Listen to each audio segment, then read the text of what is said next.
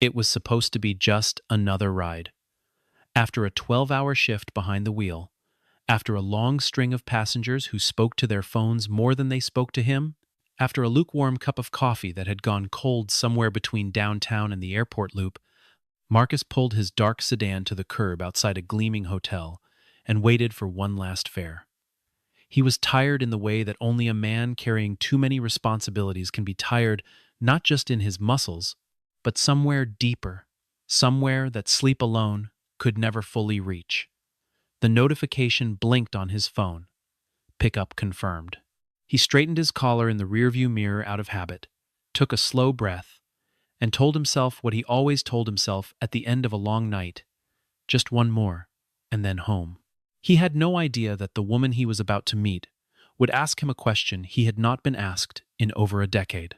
He had no idea that a detour through a rain-soaked city would become the longest and most important conversation of his adult life.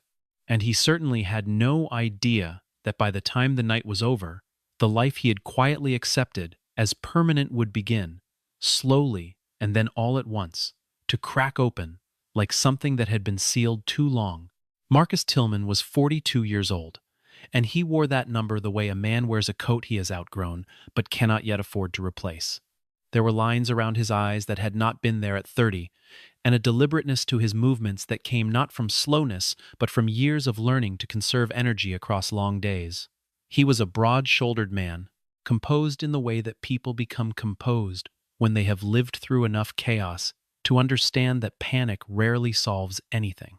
He kept his car immaculate, interior vacuumed, dashboard wiped, a faint scent of cedar in the back seat because the vehicle was his livelihood, and his livelihood was the only thing standing between his daughter and a situation he refused to allow.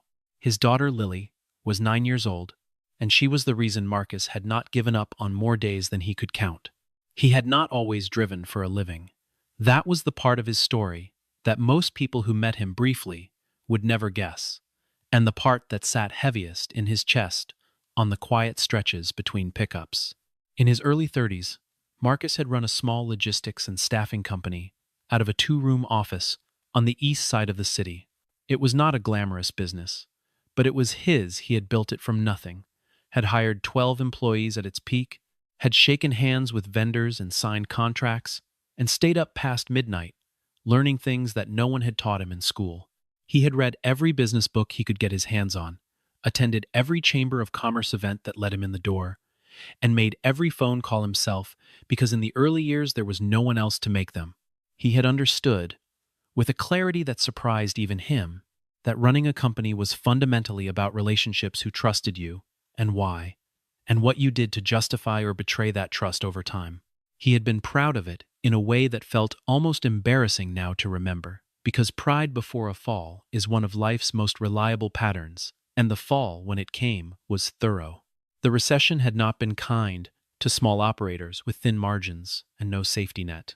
His largest client, a regional distribution company that had accounted for nearly half his annual revenue, pulled their contract without warning, citing internal budget restructuring that had nothing to do with anything Marcus had done wrong. A key supplier went under in the same quarter. Marcus burned through his reserves trying to hold things together, to make decisions he thought were brave at the time and understood later were simply desperate. Took out a loan he could not repay on the timeline the bank had drawn up, and watched the business close. In the same month, his daughter's mother left, without a proper goodbye. He did not talk about that period often.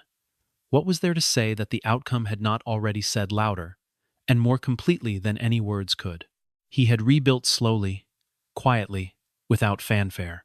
He had taken the driving job as a bridge, telling himself it was temporary, and then temporary became a year, and a year became 3, and 3 became the thing people simply assumed he had always done. He was good at it, attentive, punctual, courteous, and he earned enough on the premium platform to keep Lily in her school and keep the landlord from having a reason to knock. But the bills were always close. The car insurance renewal was 2 weeks away. The transmission had been making a sound he did not like, and Lily had mentioned, carefully, the way careful children do, that most of her classmates were going on a field trip that cost $80, and she had not asked him directly if they could afford it, because she already understood enough about their situation to be cautious with her wanting. That was the weight Marcus carried into every shift. Not bitterness, not self-pity, he had made peace with enough of it to function, but a constant low-level awareness of the distance between where he was and where he needed to be. He was polite to every passenger, not because he was performing pleasantness, but because he genuinely believed that how you treated people in small moments said something true about your character. Some passengers barely acknowledged him. A few had been actively rude. He had learned not to take it personally, and that ability to separate the behavior from his own sense of self was, though he did not know it yet, one of the things that would matter most before the night was over. When his phone buzzed with the final pickup of the evening, a fare flagged as a priority request from a corporate account at a downtown hotel hosting a charity gala, Marcus thought nothing of it. He put the car in drive and headed toward the lights. The hotel was one of those buildings that announces its own importance before you even reach the entrance. Wide marble steps, a canopy of warm amber light spilling onto the wet pavement, valets in black uniforms moving with the practiced efficiency of people who understood that speed was a form of respect in these circles. Marcus pulled past the main entrance and stopped at the designated rideshare lane, watching the last remnants of the evening's event filter out through the tall glass doors. Women in long gowns, men in dark suits, checking their watches. The low murmur of important conversations being concluded or postponed until morning. He waited 3 minutes before a woman appeared at the top of the steps alone. She was dressed in a deep navy evening gown, fitted and understated, with a small clutch bag and nothing else. No companion, no assistant trailing behind her, no one coming to see her off. She moved down the steps with the unhurried confidence of someone who had long since stopped measuring herself by whether anyone was watching. She was somewhere in her late 50s. Marcus guessed, though, there was a precision to her bearing that made specific numbers feel irrelevant. Her hair was silver at the temples, and she wore it without apology.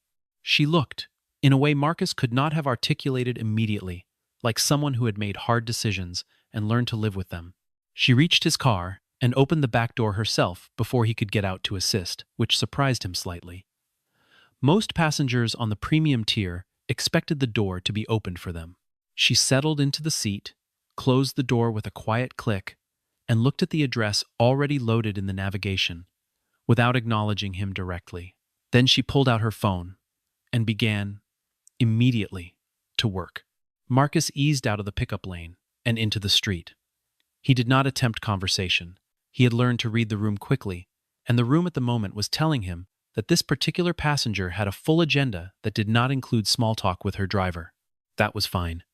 He turned the music down to near silence, adjusted the climate slightly cooler. It was warm outside for early autumn and focused on the road. But even in silence, you notice things. He noticed that her calls were not social. They were operational, short, precise, delivered in a tone that did not rise to ask for agreement, but stated expectations and waited for confirmation.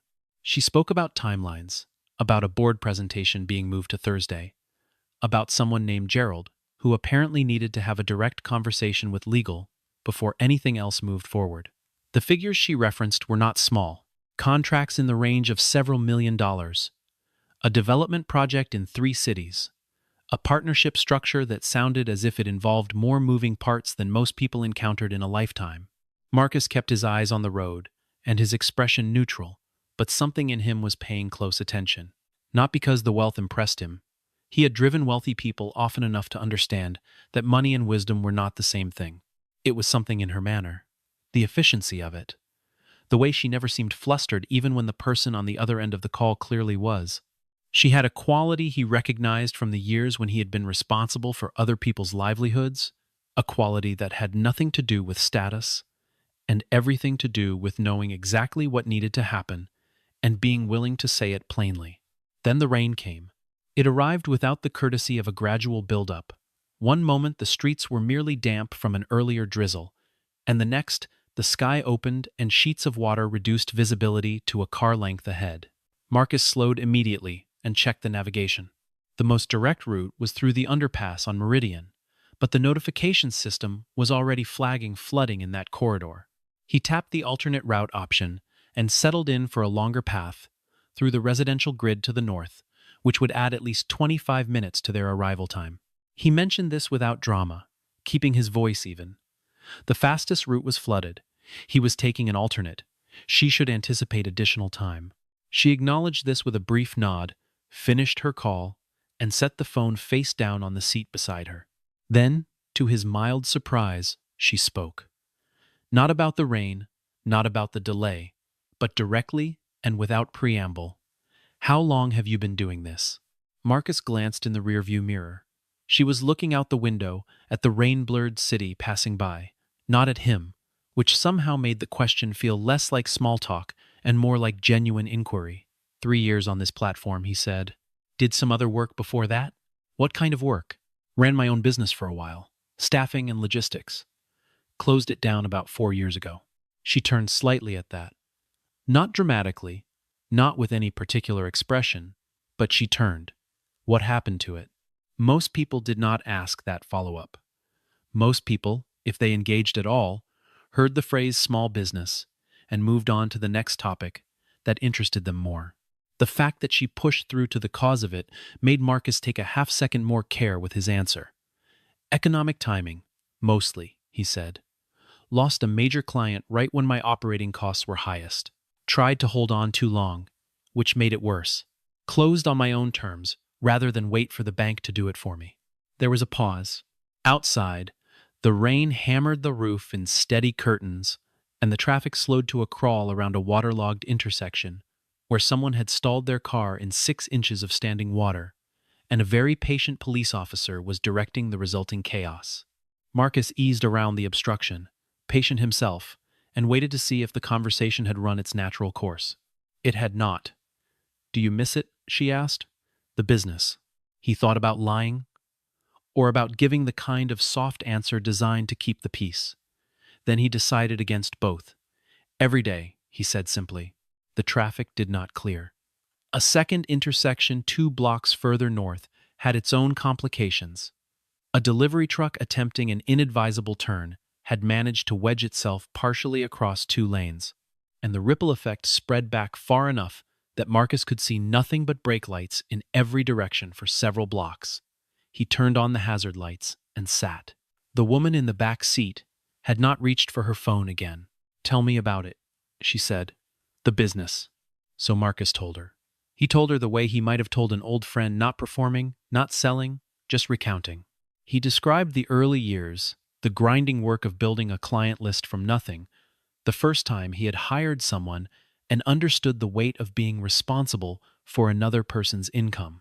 He talked about the systems he had developed for scheduling and communication, about the conflicts he had navigated between client expectations and worker reality, about the customer who had left in a fury over a miscommunication, and the process Marcus had built afterward to make sure that specific failure could never repeat. He talked about the things that had worked and the things that had not, and the lessons that sat somewhere between the two. She listened in a way that was unusual. She did not nod along with the half-attention of someone waiting for their turn to speak. She asked specific questions, practical, incisive questions that suggested she was tracking the details rather than the general arc. She asked about how he had structured his client retention process. She asked what he had done in the 3 months after his major client left to try to replace that revenue.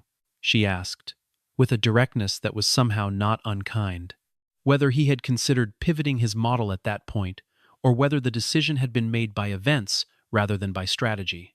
Marcus found himself answering with more honesty than he usually allowed himself on the subject. He admitted that he had held on partly out of pride, that the pivot might have saved the company if he had made it 6 months earlier, that there were decisions he would make differently now, with the understanding that his stubbornness had cost him. He did not say this with self-pity. He said it with the sober clarity of a person who has completed enough of the grieving process to analyze clearly. She was quiet for a moment after that. Then she said, "You know exactly why it failed." "I do," Marcus said. "Most people don't," she said. "Most people blame the economy, which is partly true, or the client, which is also partly true, but they stop there. They don't trace it back to the decision point that actually mattered." Marcus nodded, though she was looking out the window, and could not see it. "Took me a while to get there," he said. "It usually does." She paused. "What would you do differently if you were starting something today?" And so he told her that too, leaning on what he had learned from the wreckage, the structure he would build from the beginning, the protections he would put in place against single client dependency, the way he would approach hiring differently, the things he knew now about cash flow management that he had understood too late before. He talked for a long time, longer than he had talked to anyone in months, and the rain kept coming, and the traffic stayed locked, and the city glowed orange and silver through the running windows. And Marcus Tillman said things out loud that he had only ever thought alone in the car between fares. He had forgotten, somewhere in those 3 years, that he knew things. Not facts learned from books, but hard-won operational knowledge about how businesses actually functioned at the seam between intention and reality. Talking about it now, unprompted and unguarded, felt like finding a language he had stopped believing anyone could hear. The traffic finally broke somewhere after the 4th traffic light, and the navigation recalculated a clear path to the destination. Marcus followed the blue line through quieter streets, while the woman in the back said little. She had listened to everything he said about the hypothetical rebuild, about the structural changes and the client acquisition strategy, and the way he would approach team culture differently now that he understood how much it mattered to retention. She had asked 2 or 3 more questions during that portion of the conversation, each one landing precisely at the gap between what he had said and what needed to be examined further. They were the questions of someone who is very good at understanding systems. Then she asked, "If you had one shot, just one opportunity, to step into a leadership role tomorrow, what would you do first?" Marcus thought about it honestly. "I'd listen before I changed anything," he said. "The first instinct when you step into leadership is to prove you belong there by making moves. But the people already in the organization know things you don't. I'd spend the first 30 days asking questions and doing very little else." The silence that followed that answer was different from the earlier silences. He could feel the quality of her attention shift slightly, the way you can feel when a room changes temperature. "That's not what most people say," she said. "What do most people say? They say they'd build a vision, set a direction, communicate priorities." A brief pause, which is also correct, but not first. "You can't set a useful direction without understanding where you actually are," Marcus said. "Not where you think you are, where you actually are." Another silence. Then, "No, you can't." The navigation indicated a right turn ahead, and Marcus took it. And within half a mile, the neighborhood transformed in the way that certain neighborhoods in certain cities do, from orderly to something more spacious, where the houses set back from the road and the gates began to appear. His headlights caught a long stone wall running parallel to the street, and then the navigation announced the destination ahead on the right, and Marcus slowed and turned between 2 tall iron gates that stood open, and followed a curving driveway toward a house that appeared first as a spread of illuminated windows, and gradually resolved, as he drew closer, into something that took his breath slightly. It was not a house so much as a statement. 3 stories of dark stone and glass, set in grounds that rolled away into the dark like a private park. Subtle lighting along the driveway, warm light burning in the upper floor windows, a fountain that continued its work regardless of the hour. Marcus brought the car to a stop at the main entrance and sat for a moment before putting it in park. He had driven wealthy clients before. He had stopped in front of expensive addresses in the course of his work more times than he could count. But something about this particular arrival, after this particular conversation, landed differently. The woman in the back seat had been talking to him about business strategy and leadership in a way that suggested peer-to-peer exchange, and now the exchange was concluding in front of a building that recontextualized who exactly she had been all along. She reached for the door handle, then paused. She turned to look at him directly for the first time in the entire journey. Her eyes were dark and clear, and she looked at him the way people look at things they are trying to decide whether to trust. "I should introduce myself properly," she said. "My name is Catherine Ward." Marcus recognized the name the instant he heard it. The way you recognize something that was always peripherally familiar but never directly examined. Catherine Ward, the Ward Group. a company that had been in the news frequently enough over the past several years for its real estate and infrastructure portfolio, its expansion into sustainable development, its reputation as one of the better-run mid-size conglomerates in the country. A company Marcus had once, in a different life, looked at from the outside, with a mixture of admiration and the distant longing of someone who believed such organizations were not built by people like him. He looked at her in the rearview mirror and tried to keep his expression composed. "Marcus Tillman," he said. She nodded once, as if confirming something. "I know," she said. "It's on the app." A slight pause. "Marcus, I want to tell you something, and I want you to hear it as directly as I mean it." She adjusted her position slightly in the seat. "I have been in business for 31 years. In that time, I have hired, evaluated, promoted, and sometimes had to let go of a great many people. I have sat across from people with 2 graduate degrees who had no idea what to do in a crisis, and I have worked beside people with no formal business education who could solve problems that stumped everyone else in the room." Her tone was even measured, free of sentimentality. "You have just spent the better part of an hour demonstrating a quality of thinking that most people I interview for senior roles do not demonstrate in an entire day. I think you are in the wrong place." Marcus opened his mouth and then closed it. He was not a man who was easily thrown off balance. The years had seen to that. But this particular arrangement of words, delivered in this particular tone at this particular moment, bypassed all of his usual processing. He said the only thing that came to him honestly. "I appreciate that." "I'm not saying it to be kind," she said. "I'm saying it because it's accurate, and I don't find much value in saying inaccurate things." She opened her clutch bag and produced a small card, heavy stock, minimal design, just a name and a number. She reached it forward between the seats. "I'd like you to come in, not for a formal interview, just a conversation with a few of my people. See what happens." Marcus took the card. It was the weight of a thing that was not yet real. He looked at it for a moment, and then looked back up at her. She was already reaching for the door. "Why?" he asked. She paused, with her hand on the handle. For the first time that evening, something almost warm moved across her face. Not quite a smile, but the ghost of one, the kind worn by people who have learned to keep joy at a slight remove from immediate expression. "Because I think you're meant to lead," she said. "And I've been doing this long enough to know that particular quality doesn't advertise itself." She opened the door and stepped out into the night. "Good night, Marcus." He sat in the driveway for a long moment after she had gone inside. The rain had slowed to a mist. The fountain in front of the estate made its quiet sound into the dark.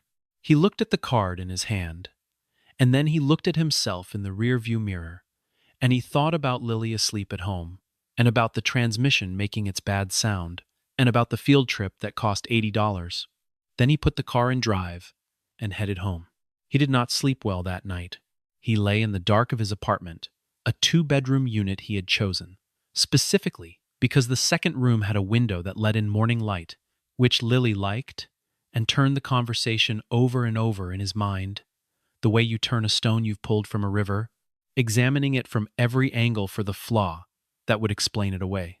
He was practiced enough at managing disappointment that his first instinct was protective. Things like this did not simply happen to people like him.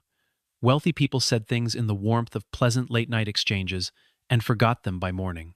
They moved on to the next meeting, the next problem, the next version of tomorrow, and the small generosity extended to a driver on a rainy night became one of many forgotten gestures in a full and busy life.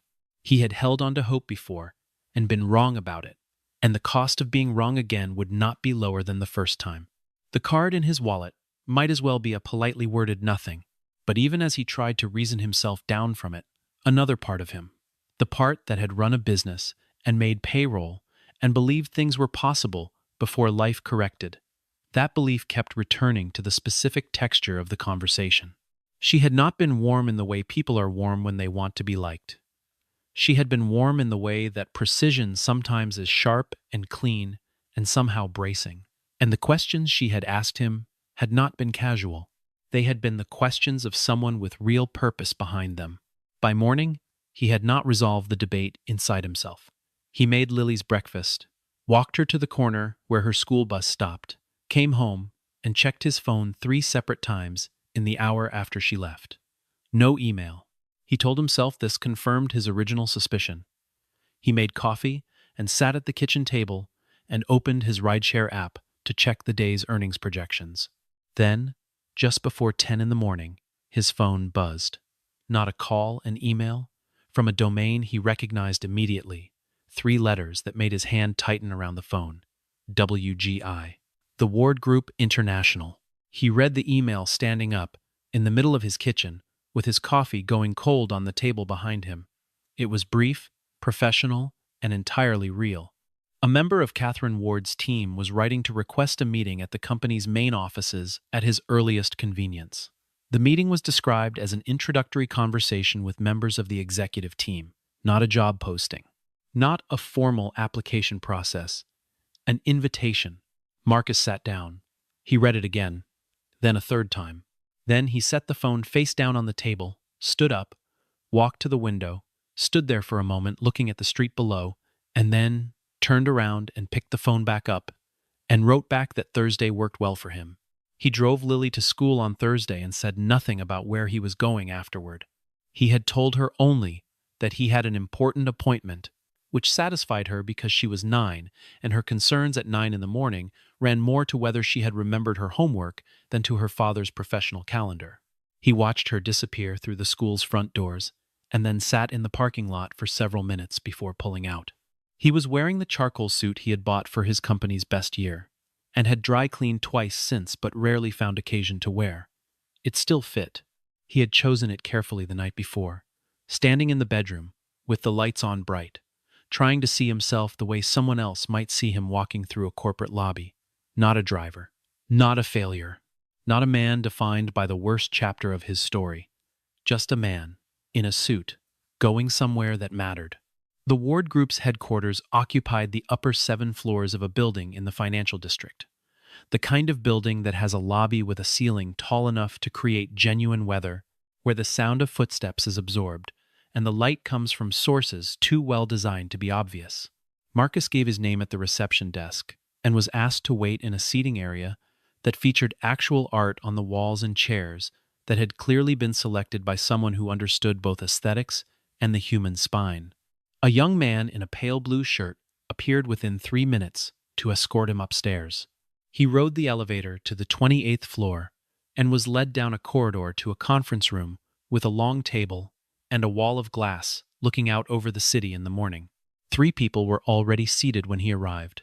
A man in his mid-50s with reading glasses pushed up on his head, a younger woman with a laptop open in front of her, and a man, about Marcus's age, whose handshake, when they were introduced, was quick and confident. Catherine Ward was not in the room yet. There was coffee, there was water, there were brief courtesies. And then the man with the reading glasses said, "Marcus, we appreciate you coming in. Catherine has given us some context, but I want to give you a sense of what we're thinking about today, and then I'd love your perspective on a few things." He slid a folder across the table.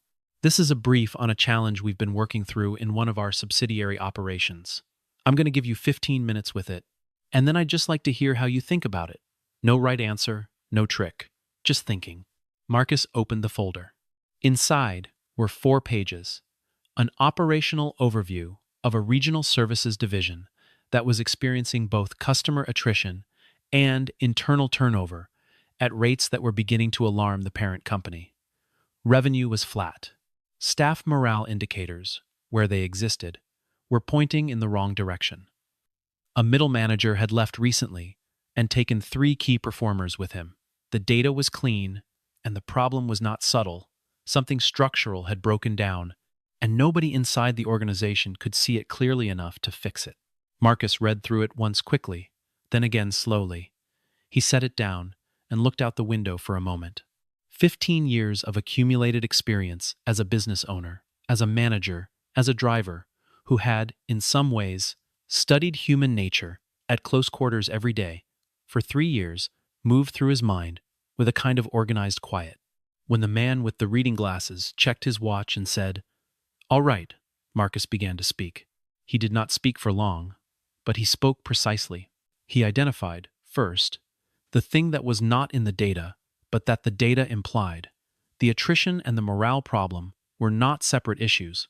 They were the same issue, and its source was almost certainly a failure of mid-level communication, rather than a failure of strategy or compensation. When a trusted middle manager leaves and takes key performers with him, that is not coincidence. It means people were choosing loyalty to a person over loyalty to an institution, which means the institution had given them insufficient reason to feel loyal to it. Fix the institutional belonging problem, and you address both the turnover and the morale in a single stroke. He talked about how you repair institutional belonging without throwing money at it, the specific, consistent, low-cost practices that rebuild trust between frontline workers and the organization above them. He talked about what a reintegration period looked like when it was done with actual intention versus the kind that was announced in a memo and then forgotten. He talked about the customer attrition separately, which he thought was a downstream symptom of the internal instability, rather than a root cause. When your people don't believe in where they work, customers feel it long before any formal indicator picks it up. The room was quiet when he finished. The younger woman had stopped typing. The man about his age had leaned back in his chair and was looking at him with an expression that was harder to read but was not dismissive. The man with the reading glasses had removed his glasses entirely and was holding them loosely in one hand. Then the questions began, not hostile, not a test of whether he could be tripped up, but genuine, the kind that come from people who are actually interested in following a line of thought to its conclusion. Marcus answered all of them. He answered the one about implementation sequencing, about how to handle the specific interpersonal dynamic when you inherit a damaged team, about what metrics he would use to know whether the rebuild was working. He answered each one in the same register, direct, practical, grounded in things that had actually happened in organizations he had either run or watched closely. Somewhere around the 40-minute mark, Catherine Ward walked in. She said nothing disruptive, simply took a chair at the far end of the table and listened. She did not interject. She did not redirect the conversation. She simply observed. And gradually, as the conversation continued, Marcus became aware that the initial wariness in the room had changed. Not dramatically, not all at once, but in the way that atmospheres change when people begin to believe that what they are witnessing is real. The man with the reading glasses finally sat back and said, "Marcus, tell me something. In an organization that's already fragile and this one is fragile, how do you introduce change without breaking the few things that are still working?" Marcus looked at him steadily. "You don't start with the change," he said. "You start by making clear that you see what they've already built, even the parts that are imperfect, and that you're not coming in to erase it. People don't resist change. They resist erasure. Give them a reason to believe their past work is the foundation of what comes next, not an obstacle to it, and you'll find the resistance drops faster than you'd expect." There was a pause. Then the younger woman smiled, briefly, at something on her screen, or perhaps at nothing in particular. The man about Marcus's age made a note. The man with the reading glasses looked toward the end of the table, where Catherine Ward sat with her hands folded in front of her, and an expression that said she had heard exactly what she had expected to hear. The meeting formally concluded around midday. Marcus was thanked for his time, offered more coffee he declined, and told he would hear something within a few days. He shook everyone's hand and rode the elevator back down to the lobby, and walked out into the midday city, where the sun had come out fully, and the streets were dry, and the world went about its business without particular awareness of what had just happened on the 28th floor of a building in the financial district. He sat in his car for a long time. He was not a man who cried easily or often, but there was something pressing behind his eyes that he recognized as the physical sensation of wanting to cry and choosing not to, which required a certain amount of quiet effort. He had not known, until he was in that room, and heard himself speak about things he genuinely understood, with the full weight of real experience behind every word, how much he had missed being in that kind of conversation. Not the performance of competence, the actual exercise of it, the feeling of a mind fully engaged, the sense of being useful in a way that matched what was inside him. He started the car and checked his phone, and saw that Lily had sent him a photo from the school lunch table of a drawing she had made in art class. A bird of some kind, bright orange, with ambitious wings and a small, triumphant expression. He sat and looked at it for a longer moment than probably made sense, and then he put the car in gear and went to pick her up. The call came 2 days later, on a Saturday morning, while Marcus was in the kitchen making eggs and Lily was at the table doing something complicated with a set of colored markers. He saw Catherine Ward's direct number on the screen and stepped into the hallway before answering. She spoke without preamble, which he had come to understand was her way. She told him that the people he had met with had been unanimous in their assessment. She told him that the Ward Group had a leadership development initiative for high-potential individuals whose backgrounds did not follow the traditional path, individuals who had demonstrated real operational ability in ways that standard hiring processes frequently missed. She told him that she was offering him a role as a senior associate in that program, with a direct track into an operational management position in their regional services division within 18 months, contingent on his performance in the interim period. She told him the salary, which was more than his business had ever cleared in its best year. Then she said, "I want to be clear about something, Marcus, because I think it matters. This is not charity. This is not a story I want to tell about finding a diamond in the rough. I have been in this business long enough to not spend resources on good stories.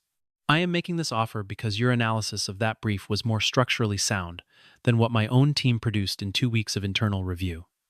You saw the problem correctly, and you laid out a reasonable path to fix it. That is what I am paying for. Are we clear?"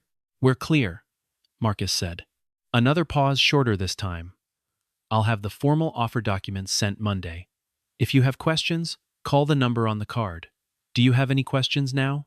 He thought about all the questions he could ask about the structure of the program, about the specific division, about the timeline, about the reporting structure, about 100 practical things that would need to be understood before he could fully inhabit this new reality.